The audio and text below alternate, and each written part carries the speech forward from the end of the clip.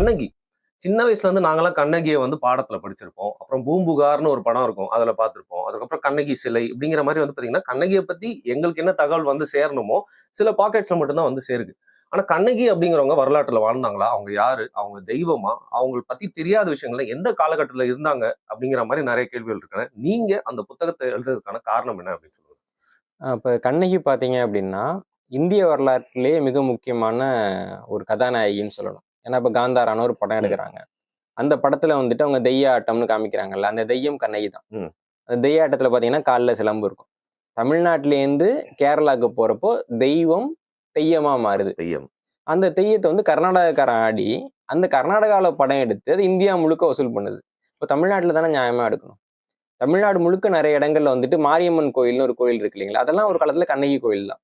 கண்ணகியை வேணா மழை பெய்யும் அப்படிங்கிறது மக்களோட நம்பிக்கை. மாறி பெய்யக்கூடிய அம்மன்கிறதுனால மாரியம்மன் அப்படின்னு அவங்க கும்பிட்டாங்க.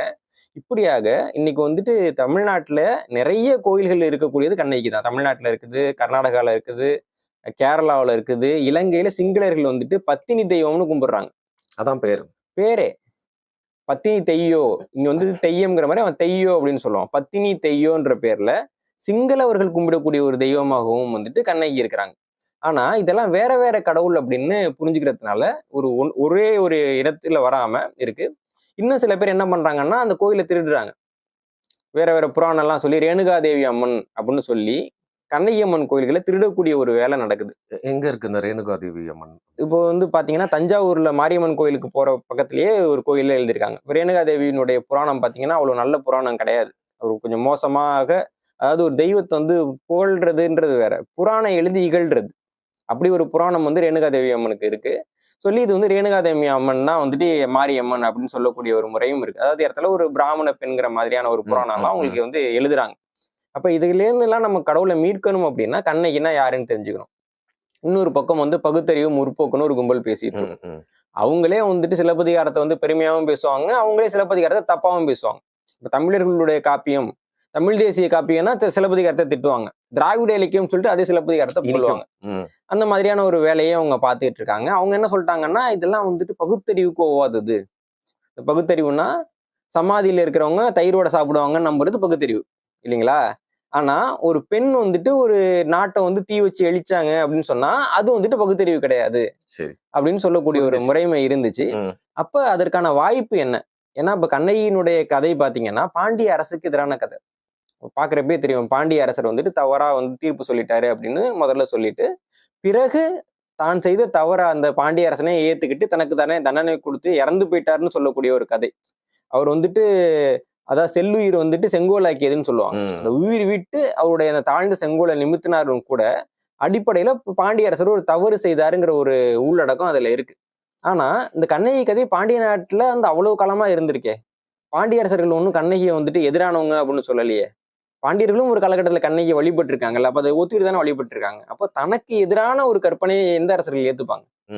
யாரும் ஏத்துக்க மாட்டாங்கல்ல. அப்போ சம்பவம் நடந்திருக்குல்ல, மறைக்கணும்னு தான் பார்ப்பாங்க. மறைக்கணும்னு பார்ப்பாங்க. அது வந்து என்னன்னா தமிழர்கள் பொதுவாக நம்ம தப்பு செஞ்சா ஒத்துப்பாங்க, அது நம்முடைய பண்பாடு. சில பேர் வந்துட்டு தப்பே நடக்கலைங்க அப்படிம்பாங்க. இல்லாட்டி இதெல்லாம் ஒரு தப்பா நியாயப்படுத்து, இது அவங்க பண்பாடு.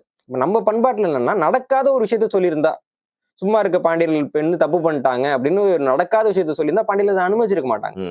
ஆனா ஒரு விஷயம் நடந்திருக்கு இல்லைங்களா? அதனாலதான் வந்து மூவேந்தர்களும் போற்றிய ஒரு காப்பியமாக, தமிழ்நாடு முழுக்க விரைவிய ஒரு காப்பியமாக சிலப்பதிகாரம் இருந்தது. அப்ப அப்படிப்பட்ட ஒரு காப்பியத்துல இருக்கிற கதைய புராணம் பொய்க்கதை அப்படின்னு போற போக்குல சில வன்மம் பிடித்தவர்கள் சொல்றப்போ, இல்லைங்க அது நடந்ததுன்னு சொல்லணும்னா எப்படி நடந்தது? ஒரு பெண்ணு மதுரைக்கு எப்படி தீ வச்சு எரிச்சாங்க? இப்போ ஈவ ராமசாமி அவர்கள் கேட்டிருப்பாங்க, எப்படி வந்துட்டு கண்ணகி வந்து மார்பை பிச்சு எரிஞ்சாங்க, மதுரையே எரிஞ்சிச்சுன்னு சொல்றீங்களே, மார்பிள் என்ன பாஸ்பரஸ் இருந்துச்சா அப்படின்னா ஈவ ராமசாமி கேட்டிருக்காரு. அப்படியே கேட்டிருக்காரு, இப்படியே கேட்டிருக்கிறாரு. அப்போ இது நடந்ததற்கான சாத்தியங்கள் என்னென்னு பாக்குறப்போ சிலப்பதிகாரத்திலேயே அதற்கான சாத்தியங்கள் கொடுக்கப்பட்டிருக்கு. ஏன்னா அந்த கண்ணகிக்கு வந்து தவறான தீர்ப்பு வழங்கப்பட்ட அந்த நாள்ல மதுரை எரிஞ்சிச்சு, இவ்வளவுதான். அப்ப அது நடந்துச்சானா நடந்தது. அப்ப என்னன்னா நீங்க ஒரு பெண்ணுக்கு ஒரு தவறான தீர்ப்பு வழங்கப்படுது, அன்னைக்கு ஒரு மதுரையே பத்தி எரியுதுன்றப்ப பொதுமக்கள் என்ன நினைப்பாங்க? இதனாலதான் நடந்துச்சு, இயல்புதானே உங்களுக்கு. அப்படியாகத்தான் வந்து கண்ணகி வந்து தெய்வமாக கொண்டாடப்படுறாங்க, அவங்க வழிபாடு பெருகுது. அப்போ வானியல் ரீதியாக அது எப்படி நடந்தது, எந்த காலகட்டத்தில் நடந்தது, அதற்கு பிறகு சிலப்பதிகாரம் எப்ப எழுதப்பட்டது, சிலப்பதிகாரத்துல எல்லா பகுதியும் ஒண்ணா எழுதுனாங்களா, பிறகு எழுதுனாங்களா? சிலப்பதிகாரத்துல வரக்கூடிய அந்த பகுதிகள் இருக்குல்ல, சில பகுதி மேல நமக்கு ஒரு குழப்பம் இருக்கும். சரி. கடைசியா வந்து கண்ணகி கோட்டம் எங்க கட்டப்பட்டதுன்னு ஒரு குழப்பம் இருக்கும். அந்த கோட்டம் வந்துட்டு எங்க இருந்தது, அந்த கோட்டத்தினுடைய மிச்சம் மீதி இன்னைக்கும் இருக்கான்றது பத்தின ஒரு முழுமையான நூல் தான் வந்துட்டு வரலாற்றில் கண்ணகி அப்படிங்கிற நூல். இது வந்து நான் ரொம்ப காலமாக சிலப்பதிகாரத்தை வாசிக்கிறவன்ற அடிப்படையில இதை பத்தி எழுதணும்னு ஒரு எண்ணம் இருந்தது. ஆனா யார் படிப்பாங்க? ம். ஏன்னா இப்ப சிலப்பதிகாரம், கம்பராமாயணம் எல்லாம் நம்ம வந்துட்டு பாத்தீங்கன்னா படிக்கிறவங்க ரொம்ப குறைவு. எண்ணிக்கை அடிப்படையில ரொம்ப குறைவு அப்படின்னு நான் யோசிச்சுட்டு இருக்கப்போ, ஆஸ்திரேலியால வந்துட்டு என்னன்னா ஒரு தமிழ்ச்சங்கம் வந்துட்டு இல்லைங்க ம். நம்ம வந்துட்டு பண்ணலாம்னு சொன்னாங்க. சிட்னி தமிழ் மன்றம்ங்கிற அமைப்பு. அதனால அவங்க வந்து கொடுத்த ஒரு உந்துதல் அடிப்படையில தான் அந்த புத்தகம் நம்ம வந்துட்டு ஆஸ்திரேலியால வெளியிட்டோம். நானே எதிர்பார்க்காத விதத்துல இதுவரைக்கும் வந்துட்டு சுமார் 2800 பிரதி வித்திருக்குது அந்த புத்தகம். இப்போ வந்து நம்ம 3வது பதிப்பை தாண்டி 4வது பதிப்புக்கு போக போறோம். பொதுமக்கள் இந்த அளவுக்கு சிலப்பதிகாரத்தை வாசிப்பாங்களான்றது எனக்கே ஒரு பிரமிப்பான விஷயம் தான். அதுலயும் சில பேர் சில கூடுதலான வினாக்களை அந்த புத்தகம் வெளிவந்த பின்னாடி எழுப்பியிருக்காங்க. அதை பார்த்துட்டு அவங்களுக்கு தோணுது. ஆமா, இதுல இது இப்படி கொஞ்சம் எங்களுக்கு வேற மாதிரி மாற்று கருத்து இருக்கு. நான் வந்து ஒரு காலகட்டம் சொல்லியிருக்கேன். அந்த காலகட்டம் தானாங்கிறதுக்கு கூடுதல் ஆதாரங்கள் வேணும்னு சில பேர் கேட்டிருக்காங்க. அதே மாதிரி ஒரு பெண் வந்துட்டு உயிரை மாய்ச்சிக்கணும்னா எவ்வளவு வழி இருக்கு, யாராவது மார்பகத்தை அறிஞ்சுப்பாங்களா அப்படின்னு சில பேர் கேட்டிருந்தாங்க. இந்த வழக்கம் இருந்ததா இல்லையா, இந்தியாவோட பிற பகுதிகளில் அந்த வழக்கம் வந்து எப்படி வந்து காணப்பட்டதுன்ற பத்தி ஆய்வுகள் இப்ப நான் வந்து விரிவா எழுதிக்கிட்டு இருக்கேன். அது வந்துட்டு இன்னும் ஒரு ஓராண்டு கழிச்சு புதிய பதிப்பாக அதை வெளியிடுறப்போ அதை நம்ம இணைச்சு வெளியிடலாம் அப்படின்னு அது ஒரு தொடக்கம்னு வச்சுக்கலாம் நம்ம சிலப்பதிகார ஆய்வுகள்ல. ஓகே, ஆடட் எடிஷனா அது தொடர்ந்து வந்து நம்மளோட எல்லா புத்தகமும் பாத்தீங்கன்னா 2 ஆண்டு அல்லது 3 ஆண்டுக்கு ஒரு முறை வந்துட்டு அது குறித்த கூடுதல் தரவுகளை நம்ம சேர்த்துக்கிட்டு தான் இருப்போம். ஏன்னா நம்ம புத்தகம் எழுதுறப்ப எனக்கு வந்து ஒரு 100 புத்தகம் எழுதணும், 200 புத்தகம் எழுதணும்னு எல்லாம் எண்ணம் கிடையாது. நம்ம எழுதுற ஒரு 10 புத்தகம் இருக்குன்னா அது நிறைவா இருக்கணும். அந்த புத்தகம் வந்து தமிழ்நாட்டு வரலாற்றுல மிக முக்கியமான ஒரு தாக்கத்தை ஏற்படுத்தணும். இப்ப நம்ம ஆயுத தேசம்னு ஒரு புத்தகம் எழுதணும். இன்னைக்கு இரும்பு காலத்துக்கு தமிழ்நாட்டை கொண்டு போயிருக்கோமா இல்லையா? நிச்சயமா அது பெரிய பேசு பொருளாகி எல்லா பக்கமும் அதுக்கான அதை தொடர்ந்து இன்னொரு தகவல் வந்துட்டே இருக்கு இல்லையா? இப்ப நம்ம சோழர் வந்து ஒரு காலகட்டத்துல சோழர் வரலாறு ரொம்ப தப்பா பேசிட்டு இருந்தப்போ இந்த 21ல வந்துட்டு நான் வந்து ராஜராஜ சோழன் ஒரு புத்தகம் எழுதினேன். இன்னைக்கு அந்த புத்தகம் வந்துட்டு ஒரு பெரிய அளவுல ஒரு தடுப்பாருனா நமக்கு இருக்கு. சோழர்கள் அதை வச்சு நம்ம வாதிட முடியுது. அந்த மாதிரி நாங்க எழுதக்கூடிய புத்தகங்கள் பாத்தீங்கன்னா அதை வந்துட்டு இற்றைப்படுத்துறதுன்னு சொல்லுவாங்க ஆங்கிலத்துல, அப்டேட் பண்றதுன்றது அதை நம்ம தொடர்ச்சியா பண்ணிட்டு இருக்கோம். அடுத்தடுத்த பதிப்புகளையும் அதை கண்டிப்பா பண்ணும். ஓகே, இப்போ சிலப்பதிகாரம் அது எழுதுறதுக்குண்டான பின்னணி, ஏன் அதை அவர் எழுதுறாரு, அதுக்குண்டான காலகட்டம், அதை வந்து இப்போ நடந்தது ஒரு காலகட்டத்துல, அதுக்கப்புறம் சிலப்பதிகாரம் எழுதப்படுறது, அந்த பின்னணியை குறித்து வந்து சொல்லுங்க. சிலப்பதிகாரம் கொஞ்சம் பிற்காலத்துலதான் எழுதப்பட்டது, நடந்த காலகட்டத்திலேயே அது எழுதப்படல.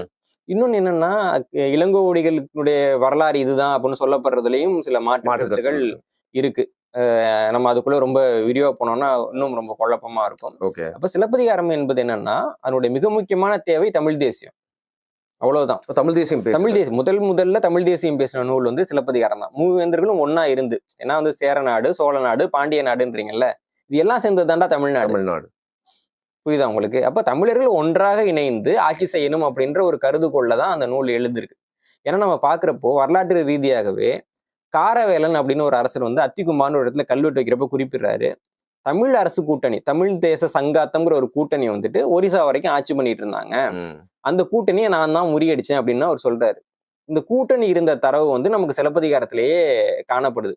அப்போ அந்த கூட்டணியெல்லாம் இருந்து ஆட்சி பண்ண காலகட்டத்துல தமிழர்கள் ஒன்றாக இருந்து, மூவேந்தர்களும் வந்துட்டு யாரும் வந்துட்டு ஒரு சண்டை போட்டுக்காம, ஒரு குறிப்பிட்ட ஒரு மூவேந்தர்ல ஒருவருக்கோ அல்லது தமிழுக்கோ ஒரு இழுக்கு ஏற்பட்டது அப்படின்னா அதற்காக அனைவரும் போராடணும்னு சொல்லக்கூடிய ஒரு காப்பியம் தான் சிலப்பதிகாரம்ங்கிறது. அதனால சிலப்பதிகாரம் எழுதப்பட்ட காலத்துல என்ன தேவை இருந்ததோ அதே தேவை இன்னைக்கு தமிழ்நாட்டுல இருக்கு, இல்லைங்களா? அதனாலதான் நம்ம சிலப்பதிகாரத்தை பேச வேண்டிய, தூக்கி கொண்டாட வேண்டிய தேவை இருக்கு. மாப்போசி உள்ளிட்டவங்க அந்த காரணத்துக்காக தான் சிலப்பதிகாரத்தை ரொம்ப போற்றி கொண்டாடினாங்க. பின்னாடி வந்தவங்க சிலப்பதிகாரத்தை எதிர்க்கிறதுக்கும் அது ஒரு காரணமாகத்தான் இருந்தது. அப்போ எதிரிகள் வந்து எதை எதிர்த்தாங்களோ அதை நம்ம தூக்கி பிடிக்கணும்ன்ற அடிப்படையில சிலப்பதிகாரத்தை வந்து நம்ம அப்பயும் உருவாக்கணும், இப்ப நம்ம தூக்கி பிடிக்கிறோம். ஓகே, இளங்கோவடிகளோட பல படைப்புகள்ல இது ஒன்னா, இதுதான் அவருடைய சிறந்த படைப்பா நம்ம கண்ணு முன்னாடி வந்து நிறுத்தப்பட்டுச்சா? வேற ஏதாவது வந்து அவருக்கு படைப்பு இது தாண்டி வந்து எழுதுனா? இப்ப பெரும்பாலும் நமக்கு கிடைக்கிற நூல்கள் வந்துட்டு அவங்க எழுதின ஒரே நூல்களாக இருக்கிறது கிடையாது. வேற நூல்கள் அவங்க அந்த காலகட்டத்துல எழுதியிருப்பாங்க. ஆனா அதுல நமக்கு சில நூல்கள் தான் கிடைக்கும். அதுலயும் இப்ப கிடைக்கிற சிலப்பதிகாரம் வந்து இளங்கோவடிகள் எழுதின அதே வடிவத்தில் நமக்கு கிடைக்கல. ஓகே, வேற மாதிரி. ஆமா, சிலப்பதிகாரம் எப்படி நமக்கு கிடைச்சிட சிலப்பதிகாரம் எப்படின்னா ஒரு கூத்து. ஒருத்தர் வந்துட்டு ஒரு கதையை எழுதுறாரு, ஒரு காப்பியம் எழுதுறாரு, அந்த காப்பியத்தை வச்சு ஒரு கூத்து செய்வாங்கல்ல, எல்லாரும் வாங்கன்றதுல ஆரம்பிச்சு முடிஞ்சு போச்சுன்ற வரைக்கும், அந்த மாதிரி அந்த கூத்தும் சேர்ந்து ஒரு விஷயம் போயிட்டு இருக்கும். கூடுதலா வந்து அந்த செய்தி வந்துட்டு இளங்கோடிகள் எழுதினப்ப எல்லாருக்கும் புரிஞ்சிருக்கும். மத்தவங்களுக்கு புரிஞ்சிருக்காது. இளங்கோடிகள் வந்துட்டு இந்த குறிய பத்தி சொல்லியிருப்பாரு. அந்த சகுனம்னு சொல்லுவோம் இல்லைங்களா, அதை பத்தி சொல்லியிருப்பாரு. ஆமா. அப்ப அது வந்து சில பேருக்கு புரியாது. வந்து நாய்ச்சியர் குறவைகளுக்கு முன்னாடி ஒரு பகுதி வரும். இப்ப அந்த மக்கள் வந்துட்டு சில சகுனங்களை பார்த்தாங்கன்னு இருக்கும். அப்போ பொதுமக்களுக்கு அது புரியலன்றப்போ அது விளங்குற மாதிரி இன்னும் 2 பாடல் இவங்க எழுதி நடுவுல சேர்த்திருப்பாங்க. ஓகே, அப்டேட் டெவலப் பண்ணியிருப்பாங்க. அந்த பகுதியும் வந்து சேர்ந்திருக்கு. அதே மாதிரி அது முடியிறப்போ நம்ம ஊர்ல வந்து பதிகம் அப்படின்னு ஒண்ணு இருக்குல்ல, சைவத்துல பதிகம்னு சொல்லுவாங்க. பதிகம்னாலே 10 பாட்டுன்னு தான் அர்த்தம். 10 பாட்டு. ஆனா 10 பாட்டு பதிகம், 10னா பதி, சரிங்களா? அப்ப பதிகம்னா 10 பாட்டு இருக்குது. சில பதிகத்துல பாத்தீங்கன்னா 11 பாட்டு இருக்கும். சில பதிகத்துல 9 பாட்டு தான். அச்சோ பதிகத்துல 9 பாட்டு தான் பிரிண்ட் பண்ணிருக்காங்க. ஆனா 1900க்கு முன்னாடி இதுல 10 பாட்டு இருந்துச்சு. ஏன்னா அதுல ஒரு பாட்டு வந்து கடவுள் மறுப்பு பேசக்கூடிய பாட்டு. ஓ, சைவத்துல எப்படி அது இருந்துச்சு? அதான் சொல்றேன். முரணா இருக்குல்ல, இது முரணா கிடையாது. இப்ப வந்து என்னன்னா, தமிழர் மெய்யியல்ல கடவுளை மறுத்து கடவுளை பத்தி கவலைப்படாதுன்னு சொல்றதும் தமிழர் மெய்யியல் தான். அதனாலதான் திருவள்ளுவர் கூட அந்த ஒரு எல்லாருமே பறந்து கெடுக உலகியற்றியான்னு சொல்றாரு இல்லைங்களா? கடவுள் கிடக்குறாருன்னு சொல்றது முறை வந்து நம்முடைய முறைதான். அதுவும் வந்துட்டு பிற்காலத்துல பாக்குறப்ப முரணா இருக்கே அப்படின்னு அதை நீக்கிட்டாங்க. அப்போ தள்ளப்பட்டது. 11வது பாட்டு என்னன்னா, இந்த 10 பாட்டையும் ஒருத்தவங்க பாடுறாங்கன்னா அதுக்கு என்ன பலன் இருக்குன்னு சொல்றது 11வது பாட்டு. புரியுதுங்களா? அப்ப என்னன்னா, மக்கள் வந்து ஒரு கட்டத்துல இதனால என்ன பலன்? இந்த கோயில் இருக்கு, போய் கும்பிடுங்க, மன அமைதி கிடைக்கணும், அவனாவது போறானா? இல்ல பரிகாரம் அப்படின்னா 44 லட்சம் ரூபாய் கொண்டு போயிட்டு போடுறாங்களா இல்லையா? பாவங்கள் கழுவப்பட்டு பகுத்தறிவாளர்கள் பாவங்களை கழுவுறாங்க இல்லைங்களா? அப்ப நமக்கு வந்துட்டு இந்த பலன் ஒண்ணு தேவைப்படுது. அப்போ சிலப்பதிகாரத்தை வந்துட்டு படிச்சாலோ கூத்தா பார்த்தாலும் உங்களுக்கு என்ன பலன் கிடைக்கும், அது சொல்ற மாதிரி ஒண்ணு. இன்னொன்னு, சிலப்பதிகாரம் எழுதப்பட்ட பின்னாடி என்னென்ன நடந்துச்சு, எழுதப்பட்ட பின்னாடி பாத்தீங்கன்னா இது வந்துட்டு உலகம் முழுக்க பரவுச்சு, இவ்வளவு பேர் வந்து அதை பாராட்டினாங்க அப்படின்னு அதை சொல்லக்கூடிய பகுதி. இதெல்லாம் சேர்க்கப்பட்டன பின்னாடி நமக்கு வந்து இதெல்லாம் சேர்ந்த ஒரு வடிவம் தான் சிலப்பதிகாரமா கிடைச்சது. அது போகவும் சிலப்பதிகாரத்தோட பல பிரதிகள், அதாவது என்னன்னா ஒரு நூலை பொறுத்த வரைக்கும் அது வெவ்வேறு நபர்கள் வெவ்வேறு மாதிரி எழுதியிருப்பாங்க. எடிஷன்ஸ் இருக்கும். அப்ப எல்லாத்தையும் ஒப்பிட்டு பாக்குறப்பதான் நமக்கு வந்துட்டு மூலம் எப்படி இருந்துச்சுன்னு தெரியும். எடிஷனுக்கு நடுவுல இருக்கிற வேறுபாடு இருக்குல்ல, அது வந்துட்டு பாடபேதம் அப்படின்னு சொல்லுவாங்க. இந்த பாடபேதம்லாம் பார்க்கணும். சிலப்பதிகாரத்துக்கு நமக்கு நிறைய சுவடிகள் கிடைக்கல, ரொம்ப குறைவான சுவடிகள் தான் கிடைச்சது. ஒரு கட்டத்துல வந்துட்டு யாராவது சிலப்பதிகார சுவடியை கொடுத்தீங்க அப்படின்னா அவங்களுக்கு வந்து நாங்க அரசு வேலை தருவோம்னு சொன்ன ஆய்வாளர்கள்லாம் இருக்காங்க. அந்த அளவுக்கு ட்ரெஷரண்ட் மாதிரி. ஆமா. ஆனா சில இடத்துல இப்ப தமிழ்நாடு அரசாங்கம் வந்துட்டு ஓலைச்சுவடி எல்லாம் திரட்டினாங்க. அதுல ஒண்ணு சிலப்பதிகார சுவடின்னு சொல்லிட்டு அந்த கைப்பற்றின அமைப்பு அறிவிச்சாங்க. அந்த சிலப்பதிகார சுவடி இன்னைக்கு வரைக்கும் எங்க இருக்குன்னு தெரியல. வழக்கம் போல காணாம போச்சு இல்லைங்களா? அப்ப அப்படி இருக்கிறப்போ இருக்கிறத வச்சு இந்த சிலப்பதிகாரத்தை நம்ம வந்து பதிப்பிச்சிருக்கோம். அதுல நம்ம இன்னும் ஆய்வு பண்ணி பாக்குறப்போ எது வந்து இளங்கோடிகள் காலகட்டத்தில் எழுதப்பட்டது, எது பிற்காலத்தில் எழுதப்பட்டது, நம்ம எதை எப்படி பிரிச்சு பாக்குறது. இப்ப சில இடத்துல பாத்தீங்கன்னா மூலத்திலேருந்து பின்னாடி எழுதப்பட்ட பகுதி கொஞ்சமா வேறுபடும். அப்ப ஏன் அது வேறுபடுது, எந்த புரிதல் அது வேறுபடுதுன்றத பத்தி எல்லாம் நம்ம பேச வேண்டியது இருக்கு. இந்த வரலாற்றில் கண்ணகி நூல் அதை பத்தியும் ஒரு இலக்கியத்தை நம்ம எப்படி அணுகிறது அப்படின்றத பத்தியும் நிறைய பேசியிருக்கோம். ஓகே, ஒரு நம்பிக்கையா அதை பாக்குறதா இல்ல சயின்டிபிக்கா பாக்குறதா ஹிஸ்டாரிக்கலான்னு சொல்லிட்டு பல ஒரு பாயிண்ட் ஆஃப் வியூ வந்து பேசின மாதிரி நீங்க சொல்றதுல இருந்து புரியும். ஆமா, இப்ப எல்லாருக்குமான ஒரு நூல் அப்படின்றப்ப எல்லாரும் வந்து அதை பேசு பொருளா மாத்தணும். உட்காந்து எல்லாரும் கும்பிடுங்க, புனிதப்படுத்திட்டு மட்டும் போக கூடாது. புனிதப்படுத்துறதுன்றது எதுக்குன்னா அது அழிக்கிறதுக்கான வேலை. ஒரு நூல் வந்து எழுதப்படுற நோக்கம் வந்து எல்லாரும் அதை வாசிக்கணும் அப்படிங்கிறது தான். வாசிக்காம இன்னும் சொல்லணும்னா பிரான்சிஸ் கிருபா வந்து ஒரு கவிதை எழுதியிருப்பாரு. மறைந்த கவிஞர் பிரான்சிஸ் கிருபா ஒரு கவிதை எழுதியிருப்பாரு. ஒரு புத்தகம் வந்துட்டு என்னன்னா ஒரு சடலம், ஒரு வாசகன் வாசிக்கின்ற பொழுதுதான் புத்தகம் உயிர் பெறுகிறது அப்படின்னு எழுதியிருப்பாரு இல்லைங்களா? அப்போ நம்ம என்ன பண்றோம்னா இந்த பூஜை அறையில வச்சு கும்பிடுறப்போ சடலத்தை கும்பிடுற மாதிரி அது. அதை வாசிக்கிறப்பதான் ஓதுறப்பதான் அந்த நூலுக்கும் உயிர் வருது, நமக்கும் அறிவு வருது. அதனால சிலப்பதிகாரத்தை இன்றைய தலைமுறை வந்து பேசணும்ன்றது என்னுடைய ஆசை. முதல்ல அதை ஏத்துக்காம போதெல்லாம் அடுத்தது. முதல்ல சிலப்பதிகாரம்னா என்ன, அதுல என்ன இருக்கு, எந்த காலகட்டத்தில் எழுதுனாங்க. இப்போ மிக முக்கியமான ஒரு சிக்கல் என்னன்னா, இப்போ ஒரு பெண்ணுக்கு வந்து கற்புத்திரத்தால நாட்டையே எரிக்க முடியுமா அப்படின்ற ஒரு கேள்விகள்லாம் வருது. பிற்காலத்துல வந்து திருக்குறள் மேல வைக்கப்படக்கூடிய விமர்சனமாகவும் அதுதான் இருக்கு. தெய்வம் தொழால் கொள்ளுதல் தொழிலிடுவால் பெய்யன பெய்யும் மழைன்னு எழுதுறாரு அவரு. அப்போ ஒரு பொண்ணு சொன்னா மழை பெய்யுமா அப்படிலாம் வந்துச்சு. இந்த எண்ணங்கள்லாம் வந்து பொதுமக்களுக்கு அவங்களுக்காக வந்துச்சா, இந்த எண்ணம் நமக்கு எந்த காலகட்டத்துல தோன்றுச்சுன்னு பாக்குறப்போ இந்த எண்ணத்தினுடைய ஒரு தோற்றுவாயாகவும் கண்ணகி சம்பவம் இருந்திருக்கு. அங்க இருந்துதான் ஸ்டார்ட் ஆகுது. அங்க இருந்துதான் வந்துட்டு இந்த ஒரு எண்ணம் வருது. அதுக்கு முன்னாடி பாத்தீங்கன்னா கற்பு அப்படிங்கிற தமிழ் சொல்லுக்கு வந்துட்டு கற்பித்தல் அப்படிங்கிறது பொருள். சமணர் கற்புன்னா சமணரோட கல்வி அப்படின்னு அர்த்தம்.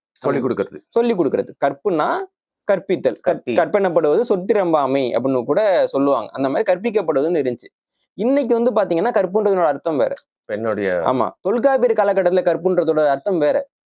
தொல்காப்பியர் காலகட்டத்துல களவும் கற்பும் அப்படிம்பாங்க. இப்போ வந்து களவு மனமா கற்பு மனமா அப்படிம்பாங்க. ஒரு ஆணும் பெண்ணும் சந்திச்சு காதல் பண்ண பின்னாடி திருமணத்துக்கு போறதா இல்லையான்ற தொடர்பான ஒரு பகுதிக்கு கற்புன்னு பேர் அந்த காலகட்டத்துல. புரியுது. இப்போ வந்துட்டு என்னன்னா, ஒரு பெண் காதலிக்கலாமா கூடாதான்ற இடத்துல வந்துட்டு கற்பனை கொண்டு வந்து நிப்பாட்டுறாங்க. அப்ப அன்னைக்கு இருந்த கருதுகோள் வேற, அதுக்கு பின்னாடி இருந்த கருதுகோள் வேற. அப்ப அது ரெண்டையும் நம்ம எப்படி புரிஞ்சுக்கணும்னா, அந்த சம்பவத்தோட சேர்த்து புரிஞ்சுக்கணும். அந்த இப்போ நம்ம என்னன்னா, இப்போ நம்ம ஒரு வாழ்க்கை இன்னைக்கு வாழ்றோம். இதை இயல்பு வாழ்க்கைன்னு சொல்றோம். கொரோனாக்கு முன்னாடி இருந்த வாழ்க்கை ஆக்சுவலா அதுதான் இயல்பு வாழ்க்கை இல்லைங்களா? அப்ப கொரோனான்னு ஒண்ணு வர்றப்போ நம்ம இயல்பு வாழ்க்கையினுடைய பொருளே மாறி போகுதுல்ல. போருக்கு பிந்தைய இயல்பு வாழ்க்கைன்னு ஒண்ணு இருக்கும்ல, புயலுக்கு பிந்தைய அமைதி இயல்புக்கு திரும்பியது அப்படின்னு சொல்லுவாங்கல்ல. இயல்பு எப்பயுமே திரும்பாது. இயற்கையில வந்துட்டேன்னா இயல்பு, இது புது இயல்பு. டேமேஜ் இஸ் டன் அந்த மாதிரி. அவ்வளவுதான். ஒரு மாற்றம் நடந்துட்டுனா நடந்துட்டதுதான். மாற்றத்தோட சேர்ந்துதான் நம்ம வந்துட்டு வாழ்ந்துகிட்டு இருக்கோம். அப்போ இந்த கண்ணகியினுடைய சம்பவம்ங்கிறது வந்துட்டு தமிழ்நாடு வரலாறுல ஏற்படுத்தின தாக்கம்ன்றது பெரிய தாக்கம். உங்க பகுத்தறிவாளர்கள்லாம் வந்து தூக்கி பிடிக்கக்கூடிய மதமான பௌத்த மதத்திலையும் அது பெரிய தாக்கத்தை ஏற்படுத்திருக்கு. சமண மதத்திலையும் அது பெரிய தாக்கத்தை ஏற்படுத்தியிருக்குது. இலங்கையிலையும் ஒரு பெரிய தாக்கத்தை ஏற்படுத்தியிருக்குது. கேரளாலையும் பெரிய தாக்கத்தை ஏற்படுத்தியிருக்குது. அப்போ இவ்வளவு தாக்கங்களுக்கும் ஒரு தாய் சம்பவமாக இருந்த சம்பவத்தை பத்தி எல்லாரும் தெரிஞ்சுக்க வேண்டியதுன்றது வரலாற்று புரிதலுக்கும் அடிப்படையானது. அதனால நீங்க சொல்ற மாதிரி எல்லா பாயிண்ட் ஆஃப் வியூலையும் தான் அதை நம்ம கொடுத்துருக்கோம். இப்போ இளங்கோவடிகள் எந்த அரசவை கவிஞரா இருக்காரு? அவருடைய பின்னணி குறித்து சொல்லுங்க. எந்த நாட்டை சேர்ந்தவரா இருக்கிறாரு? இப்போ நான் வந்து இந்த நூல்ல பாத்தீங்கன்னா இளங்கோடிகள் பத்தி நான் எதுவுமே வந்து விரிவா கொடுக்கல. ஏன்னா அதை பத்தி கொடுத்தோம்னா அது ஒரு தனி நூலா மாறி போயிடும். ஆமா, கரெக்ட் நீங்க சொல்றது. ஆனா நீங்க கொஞ்சம் டிராவல் பண்ணிருப்பீங்களா அந்த புக்காக? எங்கெங்கெல்லாம் போனீங்க மோஸ்டா? இப்போ இந்த நூல் பாத்தீங்கன்னா நிறைய மேற்கோள் நூல்கள் தான் வாசிக்கிற மாதிரி இருந்தது. இன்னும் குறிப்பா என்னன்னா, இந்த நூலை பொறுத்த வரைக்கும் மறுவாசிப்பு, திருப்பி படிக்கிறப்ப திருப்பி படிக்கணும். இப்போ வந்து நீங்க பாத்தீங்கன்னா சில நூல்களை பொறுத்த வரைக்கும் இந்த மீள் வாசிப்புன்றது, இப்ப தொட்டனை தூரும் மணற்கேணி மாந்திருக்கு கற்றனை தூரும் அறிவு அப்படின்னு சொல்றாங்கல்ல. ஒரு மணற்கேணியில வந்துட்டு நீங்க ஒரு தடவை தோணுனா தண்ணி வராது, 2வது தடவை 3வது தடவை பயன்படுத்த நல்லா தண்ணி எடுக்கும். அந்த மாதிரி சிலப்பதிகாரத்தை பொறுத்த வரைக்கும் சில பேர் வந்து முதல் தடவை வாசிச்சுட்டு அது புரியல பிடிக்கல அந்த மாதிரி சில முடிவுக்கு வர்றாங்க. ஆனா சிலப்பதிகாரமாக இருக்கட்டும் இல்ல தொல்காப்பியமாக இருக்கட்டும், இந்த மாதிரி மூத்த நூல்களை படிக்கிறப்போ இந்த ஒரு வாசிப்புன்றது வந்துட்டு பெரிய அளவுல பொருந்தாது. அதுக்கு நம்ம நிறைய மறுவாசிப்புக்கு வந்து உட்படுத்த வேண்டியது இருக்கு. அப்போ வந்து சிலப்பதிகாரத்தை பொறுத்த வரைக்கும் எனக்கு எந்த அளவுக்கு அப்படின்னா, நான் சிலம்பே வாங்கி வச்சுட்டேன் அலுவலகத்துல. அப்ப இருந்த சிலம்பு இருக்குல்ல அது ஒண்ணு, அப்புறம் வந்துட்டு கேரளால இருக்கக்கூடிய இந்த சிலம்பு அது ஒண்ணு, அப்புறம் போயிட்டு சிலம்பாட்டெல்லாம் போய் பார்த்தோம். இப்படி உங்க சிலம்பு வாசிக்கிறாங்க, ஏன் சிலம்பு வந்து கையில வச்சு வாசிக்கிட்டு இருக்காங்க, கால்ல மாட்டுறது தானே. அப்புறமா வந்து கை சிலம்பு கால் சிலம்புன்னு ரெண்டு இருக்குன்றது புரிய வருது. அப்ப வந்துட்டு என்னன்னா, இந்த கை சிலம்புன்றது வந்துட்டு ஒரு வாத்தியமாவே பயன்படுத்துறாங்க. இந்த சிலம்பை வச்சுக்கிட்டு பாடக்கூடிய அந்த முறை எப்ப இருந்து வருது அப்படின்னு பார்த்தா பெர்ஷியால இருக்குது. அப்போ மியூசிக்ல ஆமா, அவங்க வந்து மியூசிக்கல் இன்ஸ்ட்ருமெண்டாவும் சிலம்பை பயன்படுத்தி இருக்காங்க. அதுல ஆரம்பிச்சு இப்ப கண்ணகி வந்துட்டு காலில் சிலம்பு எடுத்து இந்த சிலம்பை கையில எடுத்துட்டு போனது பின்னாடி எப்படி வந்து கை சிலம்பாட்டமா மாறிச்சு. அது கூத்து வடிவத்துல பாக்குறப்ப அதுக்கு நிறைய கூத்துக்கள் இருக்கு. கேரளாவில வந்துட்டு கொஞ்சம் வேறு விதமான கூத்துக்களும் கண்ணகி கதையா சொல்றாங்க. கேரள கண்ணகி கதை வந்து ரொம்ப வேறுபட்ட ஒரு கதை. இதுல இருந்து முற்றிலுமா சொல்ல முடியாது. கொஞ்சம் கண்ணகின்ற பேரு, கோலன்ற பேரு அதெல்லாம் அப்படியே இருக்கும். அவங்களோட அப்பா அம்மா அதெல்லாம் கொஞ்சம் இருக்கும். ஆனா அந்த கதையை வந்து கொஞ்சம் உள்ளடக்கத்தை கொஞ்சம் மாத்திருப்பாங்க. அதே மாதிரி வந்து அங்க பாத்தீங்கன்னா தெரி பாடுறது அப்படிம்பாங்க.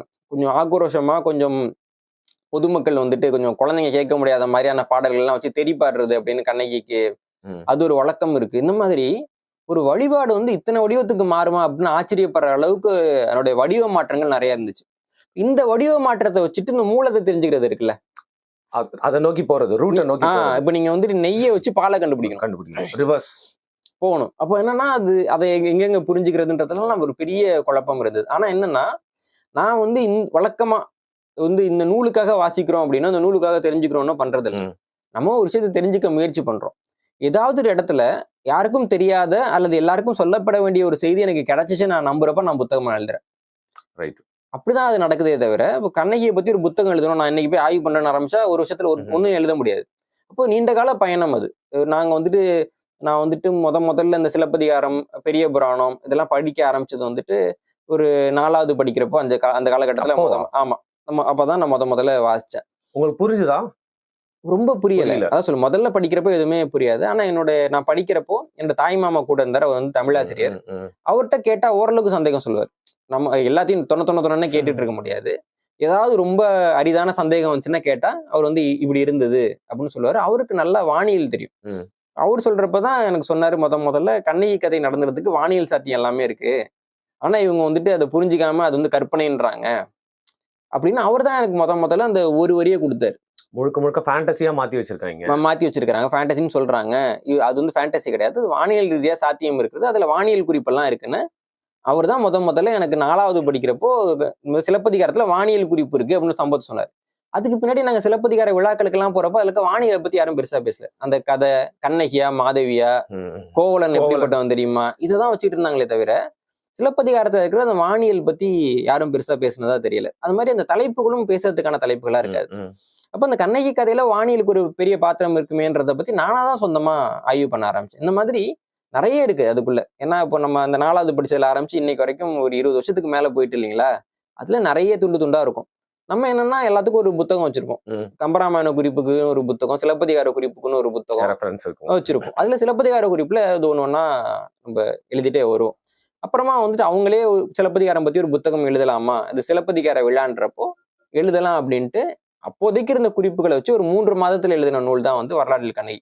வெறும் 3 மாசத்துல நான் ரொம்ப வேகமா எழுதின நூல்னு அதை சொல்லலாம். நீங்க எழுதினதுல ரொம்ப வேகமாக எழுதப்பட்ட நூல். ஆனா என்னன்னா அதுக்கு ஆய்வு ரொம்ப நாள் நடந்தது. எழுதினது வந்து ஒரு 3 மாதத்துல முடிச்சிட்டோம். ஆனாலும் இன்னும் அதுல வந்து சொல்லப்பட வேண்டியது நிறைய இருக்கு. ஏன்னா இப்ப பாத்தீங்கன்னா எங்களுக்கு வந்துட்டு அப்போ ஒரு இவ்வளவு தொகையில ஒரு புத்தகத்தை முடிக்கணும்னு ஒரு நிலைமை இருந்துச்சு. ஒரு கட்டுப்பாடுக்குள்ள இருக்கு. ஆமா, இவ்வளவு காலகட்டத்துக்குள்ள இவ்வளவு தொகைக்குள்ள நல்ல தரமா ஒரு புத்தகம் முடிக்கணும்னு இருந்தது. அதுக்கு வேலை பார்க்குறப்போ எங்களால ஓரளவுக்கு தான் பண்ண முடியும். அடுத்தடுத்து பண்றதுக்கு வந்து எங்களுக்கு அந்த சிக்கல் கிடையாது. பயிற்று பதிப்பகத்தினுடைய சொந்த செலவுல புத்தகம் பண்றோன்றப்போ நம்ம கொஞ்சம் காலம் இன்னும் கொஞ்சம் ஆய்வு கூட நம்ம பண்ணலாம். ஆனா இப்ப நம்ம அடுத்து பண்ண வேண்டிய நூல்கள் இருக்குன்றதுனால உடனடியா சிலப்பதிகாரத்துல கை வைக்காம மத்தது போயிட்டு திருப்பி அங்க வரணும். ஒரு பாசனம் கொடுக்குறீங்க. ஆனா நீங்க எதிர்பார்க்கல போல இருக்கே அதோட ரெஸ்பான்ஸ் நீங்க சொல்றத பார்த்தா. சுத்தமா எதிர்பார்க்கல. ஏன் அது மாதிரி உங்களுக்கு ஒரு ஆர்வம் இல்லாம இருக்கும் அப்படின்னு நீங்க நினைச்சீங்க. பட் உங்களை சர்ப்ரைஸ் பண்ணிட்டாங்க. என்னன்னா நாங்க வந்துட்டு விழாக்களுக்கெல்லாம் போவோம். சிலப்பதிகார விழா அப்படின்னா நீங்க ஒரு 4 வரிசைக்கு வந்து நரைச்ச முடிகளை மட்டும்தான் பார்க்க முடியும். அல்லது முடியில்லாதவங்க இருப்பாங்க. அப்படி ஆயிடுச்சு. ஆமா, இளைஞர்கள் வந்துட்டு வர்றதில்ல.